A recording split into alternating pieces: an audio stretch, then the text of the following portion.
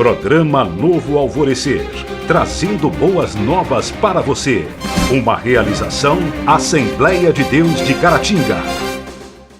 Olá, irmãos, a paz do Senhor. Esse é o seu programa Novo Alvorecer, um programa da Igreja Assembleia de Deus da Rua Princesa Isabel, número 52. E hoje nós temos o privilégio e a oportunidade de, uma vez mais, estudarmos juntos a Palavra de Deus. E hoje nós vamos falar de uma lição importantíssima. Estamos falando nesse trimestre da Carta de Paulo aos Efésios, a Igreja Eleita. Hoje nós vamos estudar a lição de número 2, a sublimidade das bênçãos espirituais em Cristo. E nós queremos te convidar a participar conosco desse comentário maravilhoso dessa lição da Escola Bíblica Dominical. Nós vamos para um breve intervalo e voltamos já já no comentário dessa lição.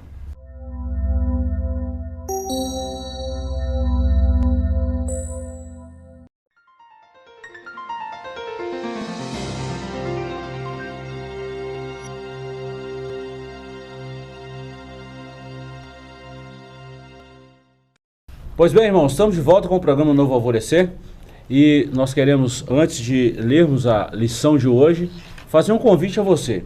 Você sabe que nessa onda dessa pandemia aí do coronavírus, nós estamos ainda transmitindo os nossos cultos todos online. E nós temos uma plataforma para isso, a DEC TV Oficial. Então nós queremos te convidar a estar nos acompanhando através dessa ferramenta importante e tão maravilhosa que é a internet. Temos também as nossas mídias sociais, como o Instagram e também o Facebook. E temos também o nosso WhatsApp, que é o suporte pastoral.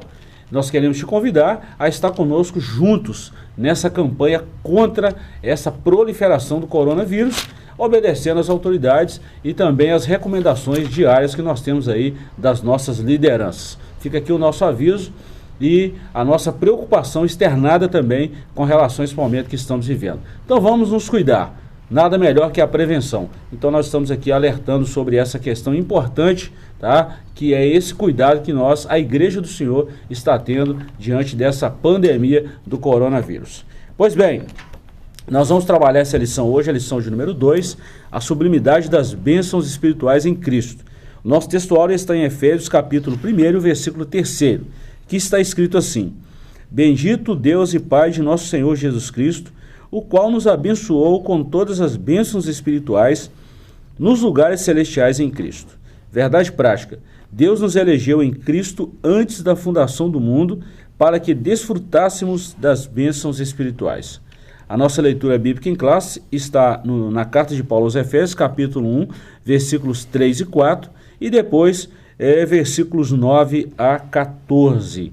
E nós vamos então dar uma visão panorâmica da nossa lição e vamos entrar então no nosso comentário. Conosco mais uma vez está o nosso diácono, irmão Leonardo, Léo, e também o nosso professor Joás. Bem-vindos mais uma vez, Léo e Joás. Deus abençoe e obrigado pela participação uma vez mais em nosso programa. É muito bom tê-los aqui. Vamos lá, Léo, vamos dar uma visão panorâmica da nossa lição e depois nós vamos começar aí na nossa introdução. Muito bem, a paz do Senhor, irmãos. O objetivo geral que nós temos dessa lição de hoje, que é a lição número 2, é esclarecer as bênçãos espirituais concedidas por Cristo Jesus. Nossa lição hoje, como de costume, ela está dividida em 3 tópicos e esses tópicos divididos em subtópicos.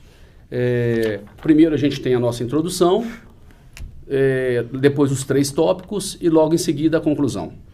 No tópico 1, nós vamos esclarecer a respeito da nossa nova posição em Cristo, e no mesmo tópico 1, nós temos 3 subtópicos, que é dividido em a doxologia, o primeiro subtópico, as bênçãos espirituais, o segundo subtópico, e a nova condição, o terceiro subtópico. No tópico 2, nós temos uma vida cristocêntrica neste mundo.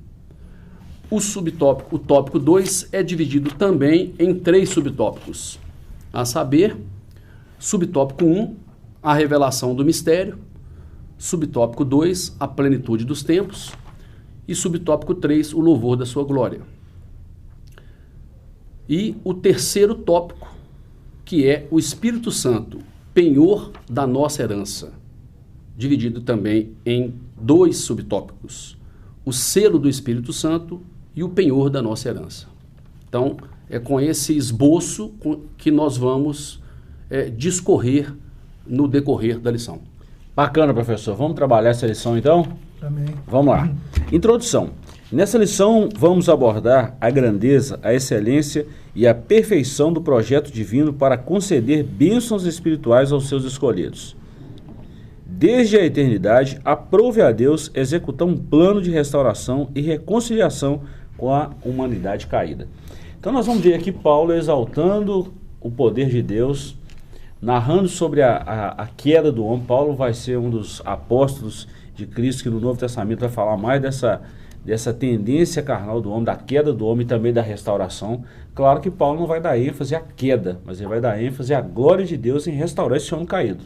Nós vamos ver isso na carta de Paulo aos Efésios, que é uma carta de 6 capítulos aí, mas de um comentário extraordinário, profundo demais. Então nós vamos ver isso nessa lição, que Paulo vai exaltar a glória de Deus em relação a essa humanidade caída. Então isso é maravilhoso. Ele vai falar sobre a fundação, o plano de Deus antes da fundação do mundo. Então ele vai trabalhar tudo isso aí. Esses 6 capítulos são riquíssimos, né? Muito. E esses 12 versos que nós vamos ver hoje, né, que é do capítulo 1, né, do verso 3 ao 14, né, se a gente pegasse um termo emprestado da filosofia, né, é o summum bonum, né, de todas as cartas paulinas. Né? Esses 12 versos são a joia da coroa. Assim, né? Se Efésios é a carta mais importante de Paulo, na visão da maioria dos estudiosos, né, até em crítica textual, esses 12 versos são, né, o principal da carta, né? O mais complexo da carta são esses 12 versos que nós vamos ver hoje. E assim, nesses versos aí, logo no primeiro capítulo, Paulo quer demonstrar aos cristãos efésios, né, a bondade de Deus. Né? Esse Deus que é Pai, ele fala isso logo no começo, né, no verso 2 e no verso 3, que é o que a gente vai estudar hoje. Né? Ele mostra esse Deus que é Pai, e esse Pai, ele é um Pai bondoso, né? Porque o seu coração está cheio de vontade de abençoar os seus filhos. Né? Então ele elege filhos, ele adota filhos, né? Tudo isso para abençoar esses filhos, né? Porque ele é um pai que quer abençoar. Né? Então o que a gente vai ver hoje é como se dão essas bênçãos, né? Como ter acesso a essas bênçãos, né? E é isso que Paulo vai falar aí nesses versos. E eu falei, o professor Eliel, eu falei esses dias agora que a igreja, você que está em casa, preste bem atenção nisso que eu vou dizer agora. Com essa onda aí desse vírus, a igreja está restaurando o conceito de igreja. Os nossos templos estão fechados, mas a igreja está em plena atividade. E a gente precisava restaurar esse conceito de igreja que estava parado no tempo, esquecido no tempo por alguns cristãos. E o que Paulo fala em Efésios é exatamente esse conceito de igreja. Tanto é que é uma carta que trata uma doutrina que é a eclesiologia. Né? Então nós vamos trabalhar esse conceito de igreja. E isso é muito extraordinário. Léo, nós vamos começar no nosso capítulo 1 então. Vamos lá. Como você já citou aqui na nossa introdução, esse capítulo é dividido em 3 subtópicos. Primeiro, a doxologia, as bênçãos espirituais e a nova condição. Doxologia. Após expor os versículos de abertura, o professor Joás falou isso aqui os versículos 1 e 2, o apóstolo Paulo apresenta uma sequência de texto que se caracteriza pela verdadeira adoração e bondade ativa de Deus. Olha bem, doxologia, vamos falar isso aqui, é uma palavra grega composta de 2 palavras, é uma palavra que origina de 2 palavras gregas. Doxo significa glória, no original, e logia, palavra. Então Paulo está dando uma palavra de louvor, enaltecendo o nome de Deus por essas bênçãos espirituais que ele quer derramar sobre a igreja, e derrama. Então no contexto dessa carta, professor Eliel, nós vamos trabalhar esse ponto. Paulo está introduzindo a igreja de Éfeso exatamente o beneplácito da glória de Deus a esses irmãos. Isso é extremamente maravilhoso. Exatamente. A doxologia é justamente isso, né? São essas palavras-chave, esses arremates, esses jargões que visam elevar e enaltecer o nome do Senhor, no sentido de estar remetendo para a glória dele, Isso remetendo é muito bom, né? para a autoridade do Senhor. Muito bom. Professor. É interessante essa doxologia, né? Paulo vai falar das bênçãos espirituais, né? Dos presentes de Deus, né? Para os seus filhos. E antes de fazer isso, ele introduz com a doxologia, né? A bênção sempre vem depois do louvor ao Deus da bênção, né? Tem que ser assim. Nisso a gente lembra do Salmo 68, por exemplo, né? No verso 19, esse salmo ele é repleto de bênçãos, né? Espirituais, né? E no verso 19, ele diz: bendito seja o Senhor que dia em dia nos acumula de bênçãos, né? O Deus que é a nossa salvação. O nosso Deus é o Deus da salvação, e o Senhor pertencem às saídas para escapar da morte, né? Esse Deus que já nos enche de bênçãos todo dia, ele é o que nos dá a maior bênção, que é a vida eterna. Ele nos livra da morte, né? E o salmista aqui, como faz Paulo nessa carta, né? Logo no começo ele já começa essa doxologia, né? A exaltar, a louvar esse Deus por ele ser tão bom assim, né? E nos presentear com presentes tão magníficos, né? Eu te perguntei na aula passada, professor, sobre a questão de Paulo, né? Isso foi até uma pergunta dos bastidores aqui. Eu fico pensando assim, a cabeça de Paulo, Léo. Igual, por exemplo, eu vou dar um exemplo claro aqui. A minha graduação, por exemplo, na área de administração, e eu li um livro muito bacana sobre a cabeça de Peter Drucker. Ou seja, um camarada nunca administrou, mas era um guru da administração. E eu fico pensando o contrário. Paulo, ele era um fariseu, era um cidadão judeu, mas tinha uma cidadania romana, criado aos pés de Gamaliel, e Paulo vem introduzindo essa palavra hoje não, né? Introduzindo a palavra no seu tempo à igreja, e essa palavra pode se aplicar hoje a nós. Eu fico pensando, a ação de Deus, a ação do Espírito Santo, como que o Espírito Santo introduz isso à igreja e usa homens assim, de uma forma tremenda, de uma envergadura. Primeiro, o Senhor Jesus, ele veio, chamou vários homens simples, em sua maioria, humildes, e depois que o Senhor Jesus foi morto na cruz do Calvário, ressuscitou, daí um tempo ele resolve escolher dentre os judeus, que é o povo que não o aceitou, o melhor daqueles que ele tinha. E realmente isso é na contramão daquilo que o mundo enxerga. Verdade. E é assim que são as coisas do Senhor. Isso é muito interessante. Vamos lá. Dentro desse tópico, desse capítulo primeiro aqui ainda, sem querer nós já falamos dessas bênçãos espirituais, não, professor? Já citamos isso aqui, a forma que Deus distribui essas bênçãos e está disponível. Essas bênçãos estão disponíveis à igreja, e a igreja muitas vezes não entende isso, né? E dentro desse ponto aqui, nós vamos falar agora do ponto 3, sobre essa nova condição. A expressão em Cristo significa que somos abençoados com toda a bênção espiritual, a partir de sua pessoa e obra realizada no Calvário. Relaciona-se ainda com a nossa experiência de conversão a Ele. Essa nova vida é conferida somente para quem está em Cristo, isto é, o oposto da antiga vida em Adão, escravizada pelo pecado. Então, você leu aí o Salmo 68, a gente poderia até citar assim, coroou, fechou aqui com chave de ouro esse primeiro capítulo aqui, quando a gente fala dessa doxologia, dessas bênçãos espirituais e dessa nova condição. Há um processo para isso, né, Léo? É qualquer pessoa que recebe a bênção de Deus? Desde que passe pelo caminho. Qual é o caminho? Cristo. Isso, aceitar o Senhor Jesus. Há uma condição para isso. Há uma condição. Está nesse centro da vontade do Senhor. Interessante que o próprio Jesus falou isso, né, professor? João 14,6, né? Eu sou o caminho, a verdade e a vida. E ninguém vem ao Pai senão por mim. Há uma porta de entrada. Quer ver uma coisa interessante no próprio texto, né? Esses 12 versos que a gente comentou aqui, né, que a gente tá se debruçando sobre eles hoje, 10 desses versos têm essa expressão ou algo parecido com em Cristo. Né? Se esses 12 versos são para falar das bênçãos de Deus, dos presentes de Deus, né, fica evidente, se só 2 versículos não tem essa expressão, que é o versículo 8 e o 14, né, todos os outros têm a expressão em Cristo, nele, né, por ele, né, todos os versos têm, né, exceto esses 2, o 8 e o 14. Né? Então, fica evidente que essas bênçãos, elas estão em lugares celestiais e elas só são possíveis para quem está em Cristo. Quem é né? espiritual, né? Se eu Quem é não espiritual. estou em Cristo, eu não tenho acesso a essas bênçãos. né? Perfeito. Nós vamos dar um pequeno intervalo, uma pequena paradinha aqui com relação a esse comentário e voltamos já já com o segundo bloco da nossa lição bíblica dominical.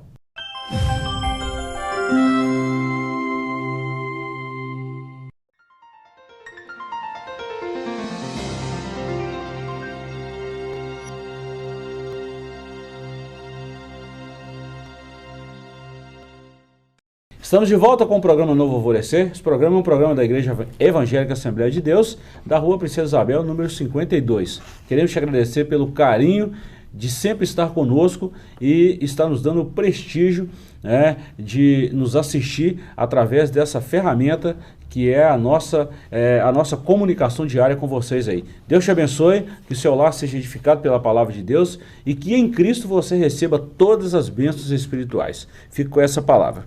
Léo, nós estávamos falando aqui no bloco anterior, nós vamos falar agora do capítulo 2, uma vida cristocêntrica neste mundo.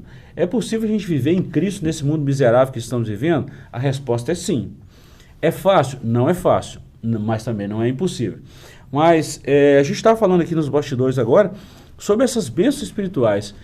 Dá uma citada para a gente aí nessas bênçãos. Claro que de uma forma bem sintética, né? Sim, ainda no capítulo 1, né, Paulo escrevendo aos Efésios, ele lista algumas dessas bênçãos.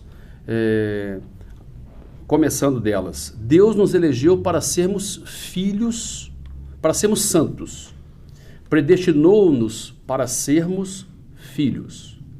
Remiu-nos por meio do sangue de Cristo, acolheu-nos por sua vontade redentora, revelou-nos a palavra da verdade, selou-nos com o Espírito Santo da promessa, ainda garantiu a validade da promessa.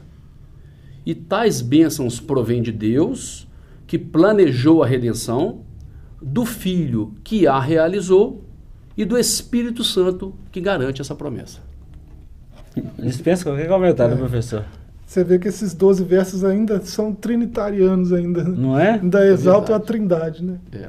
Essas bênçãos estão em Cristo, mas Dentro foi do o Pai plano que deu e é o Espírito Santo que realiza. Isso é maravilhoso, né? que garante, né? Para quem não acredita nessa questão da trindade na Bíblia, né, a Bíblia não tem a palavra trindade, mas mostra o trabalho das três pessoas distintas. Mostra os três distintos. Em momentos distintos. Em momentos diferentes. E ao mesmo né? tempo juntos. Realizando a mesma coisa. Isso é muito bacana, né? objetivo. Esse é o plano da salvação. Isso é muito bom. Vamos lá. Dentro do capítulo 2 aí, uma vida cristocêntrica neste mundo. Ponto 1, a revelação do mistério. 2, a plenitude dos tempos. E 3, o louvor da sua glória. 1. A frase descobrindo-nos o mistério da sua vontade sinaliza a revelação da verdade que estava oculta aos santos de Deus. Paulo vai falar isso também em Colossenses capítulo 1, 26. Essa verdade diz respeito aos decretos eternos que Deus planejara por sua soberana vontade com o propósito de salvar os pecadores. Alguém pode ler essa expressão, professor? Lá no versículo 9, né, dos mistérios que estavam ocultos, e nós vamos afirmar sem sombra de dúvida que esse mistério que estava oculto em Deus é a própria igreja. Que Deus ocultou isso por um tempo, para quê? Para que na plenitude dos tempos, que é o próximo tópico, isso fosse revelado em Cristo. Deus reservou esse momento para que revelasse em Cristo a obra redentora de Cristo na cruz do Calvário, que ele mesmo inauguraria, fundaria e iria sustentar a sua igreja em todos os tempos. Sim, Paulo mostra uma gratidão aí tremenda, né, pela revelação desse mistério, né? Ele diz em outras cartas que ele é um vaso fraco, né, frágil para receber uma revelação tão grande, né? E ele fala da excelência das revelações, né, em outras cartas aí. Então, esse mistério que é a igreja já estava nos planos de Deus, né, desde a eternidade, né, e Deus chega agora e revela, né, revela para a própria igreja, né, esse mistério. Paulo se mostra grato por isso, né? E é muito bacana isso, né? Léo, essa questão da revelação do mistério, tem uma outra coisa muito bacana aqui, que a gente vê o próprio Deus exaltando Cristo, E a obra que ele fez para quê? Para redimir esse homem pecador. Aí ele revela esse mistério que estava escondido nele mesmo, que é a fundação, a formação da igreja. Isso é muito bacana, né? Nós não estamos falando de templo, nós estamos falando de igreja. Sim, de igreja. E também essa vontade divina é revelada de acordo com o beneplácito da vontade. E o que é o beneplácito? É realmente uma autoridade superior que ele mesmo concebeu. Então, isso foi revelado a nós através de quê? Do amor e da misericórdia de Deus. Porque nós, de fato, temos esse privilégio de ter tido o Senhor Jesus para que nos tivesse dado acesso a ter todas as promessas de quem realmente vive e está junto dele. Graças a Deus. Nós até podemos falar que é uma autoridade inquestionável, né? Sim, não se questiona, não se questiona de Deus. Essa autoridade. Bacana. Plenitude dos tempos. Professor Joás, nós falamos disso aqui na aula passada, e eu lembro que você citou isso muito bem. Paulo revela que o plano divino é fazer convergir em Cristo todas as coisas. Isso inclui tudo que foi criado por Cristo, para Cristo e que subsiste em Cristo. Eu achei isso aqui fantástico. Sim. Isso é fantástico. Agora, essa plenitude dos tempos é o momento áureo, né, para que isso acontecesse. Ele usa o termo aí dispensação, né? Dispensação é a administração desse período, né? A administração do que acontece nesse período, né? Degmar Ribas, né, que traduziu isso aí, ele diz que a hora, essa dispensação se trata da hora certa onde toda a criação será como Deus a criou para ser, né? Essa é a plenitude, né? Deus tinha um plano desde o começo, quando criou todas as coisas, né? Tudo tem um propósito na criação, né? O pecado bagunçou isso tudo, a gente viu isso no trimestre passado, né? Bagunçou isso tudo, e assim, Cristo veio na plenitude dos tempos, né, para trazer esse mistério revelado, né, para revelar esse mistério da igreja, porque a igreja em Cristo já é o reino em efetividade, né? O reino já veio, né, e ele se dá dentro da igreja, né? Quer saber como é o reino dos céus, né? Entre na igreja, né? Faça parte da igreja. A igreja é onde o reino está plenamente em atividade. Isso é muito bom. Professor, você falou um negócio sobre dispensação. Eu gosto de dois autores, eu sempre cito isso, dois autores muito bons no que se diz respeito a essa dispensação, e eles usam essa palavra dispensação, isso é bíblico também na tradução do original, eles usam essa palavra dispensação como economia. Eu achei muito bacana o dia que eu li isso, Léo, que eles usam esse período de uma administração, como Deus, ele age com economia. Economia aqui é essa dispensação, é como Deus distribui e como que a igreja trabalha com esse termo para abençoar outras vidas, que é o Dong Yulan e o Watchman Lee.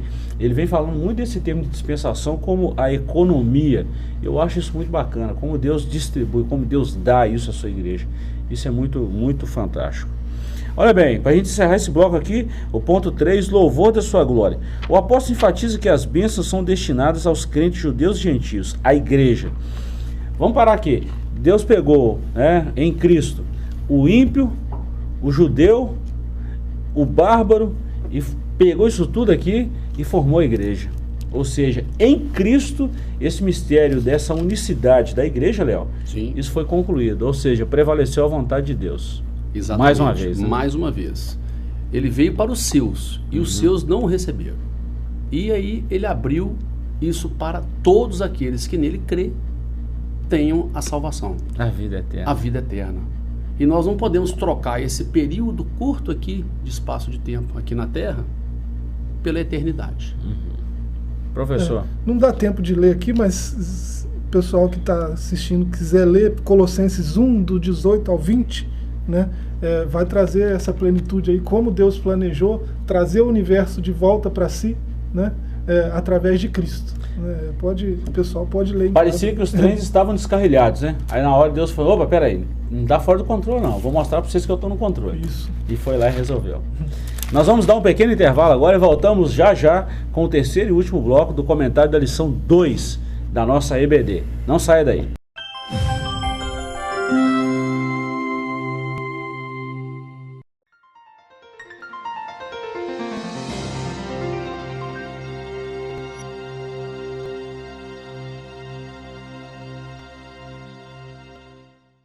Olá, irmãos. Nós estamos comentando a lição de número 2 da nossa EBD, Escola Bíblica Dominical. E nós queremos te convidar para domingo, a partir das 9 horas, uma transmissão ao vivo do comentário na íntegra dessa lição.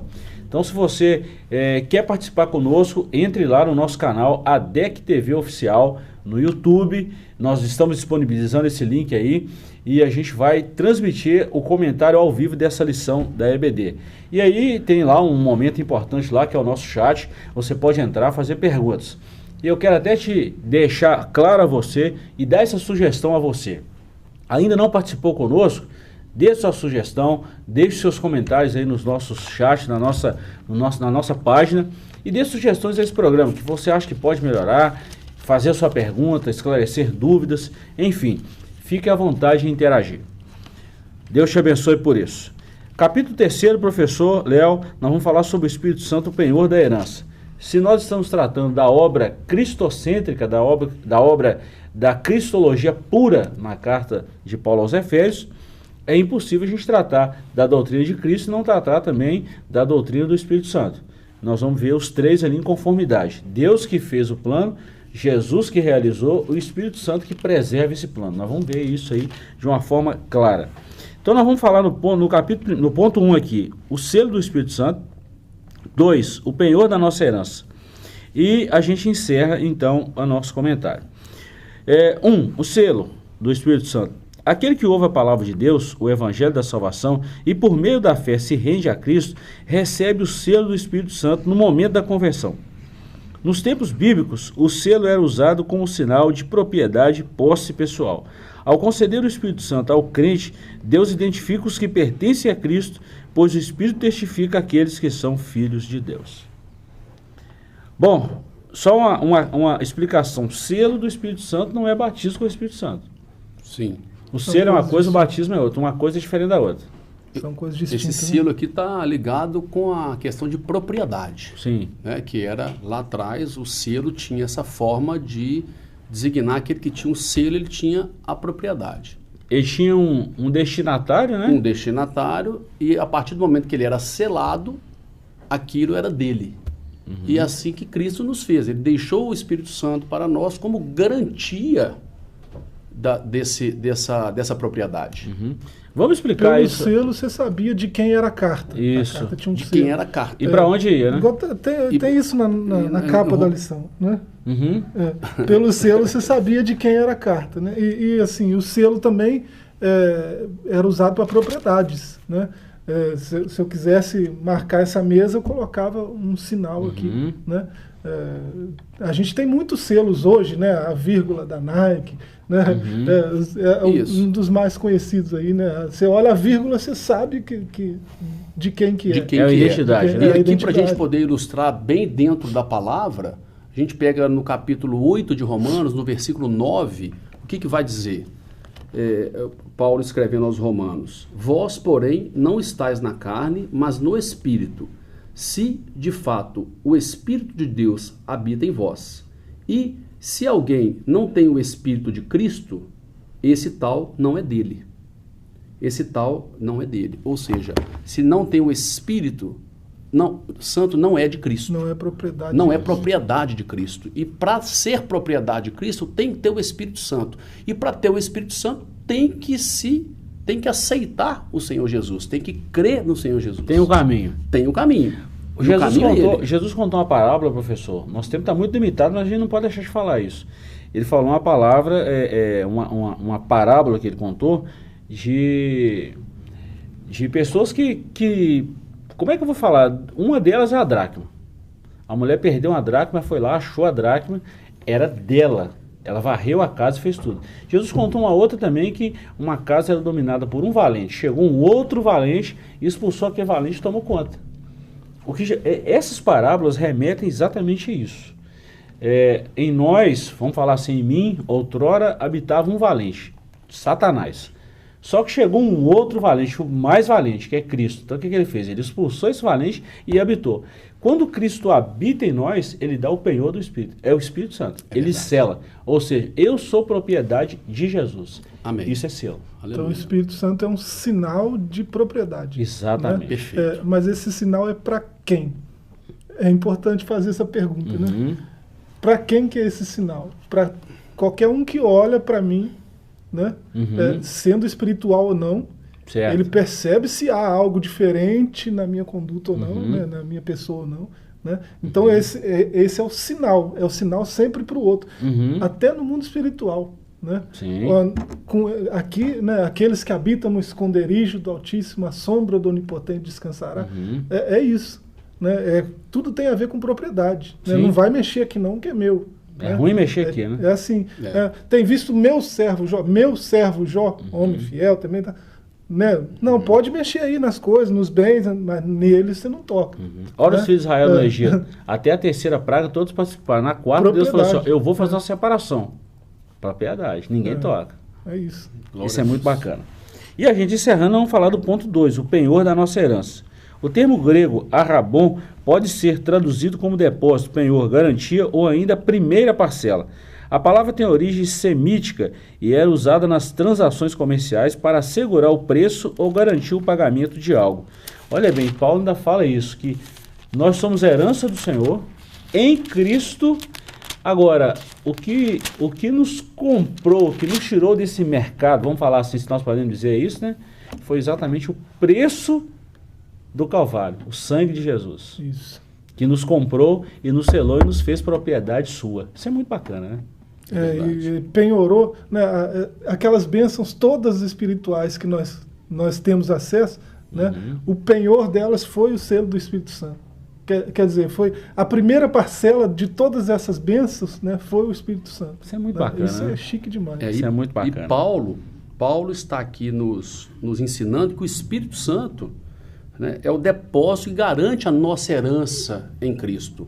E aí nos remete aqui no texto do comentarista, na segunda carta aos Coríntios, no capítulo 1, nos versos 21 e 22, que diz assim: mas aquele que nos confirma convosco em Cristo e nos ungiu é Deus, que também nos selou e nos deu o penhor do Espírito em nosso coração. Graças a Deus. No nosso entendimento. Conclusão: nessa porção da Epístola aos Efésios, o plano divino revelado resulta na reconciliação do ser humano com Deus por meio de Cristo e na restauração de todas as coisas visíveis e invisíveis. Maravilha. Nós estamos chegando ao final do nosso programa e hoje nós queremos encerrar o programa de uma forma diferente. Nós queremos orar por você. Como assim? Nós estamos vivendo esse momento de pânico que a sociedade brasileira e todo mundo está vivendo. E nós queremos abençoar a sua vida através da oração e dessa palavra que foi ministrada. Então nós queremos orar agora, agradecendo a Deus pela sua vida e intercedendo pelo nosso Brasil. Se você pode, feche seus olhos, curva a sua cabeça e nós vamos orar, encerrando esse programa. Querido Deus, nós queremos te agradecer pela oportunidade que tivemos de falar da tua palavra. Sim, Jesus. Queremos abençoar, Pai, em Cristo Jesus, no nome de Jesus, todas as pessoas que estão ao alcance agora da nossa voz, através desse programa. Queremos te agradecer muito, Senhor, pela nossa nação. Te louvamos por tudo quanto o Senhor é. E pedimos, ó Pai, que o Senhor venha tirar todo medo, todo pânico, todo propósito contrário, que seja desfeito pelo poder do nome de Jesus. Que a nossa nação tenha paz, que a nossa nação tenha saúde, Pai, que a nossa nação seja abençoada e sarada pelo Senhor. Pai, eu quero te pedir agora que todos que nos ouvem sejam enriquecidos pela tua palavra e sintam-se em paz, porque o Senhor é o príncipe da paz. Abençoa todos os nossos ouvintes, todas as pessoas que estão conosco todos os dias. Nós te agradecemos em nome de Jesus. Meu amigo, meu irmão, seja abençoado em Jesus, fique em paz. A vitória é nossa pelo poder do sangue de Jesus. Deus te abençoe e até o próximo programa, se Deus nos permitir. Até lá. Programa Novo Alvorecer, trazendo boas novas para você. Uma realização Assembleia de Deus de Caratinga.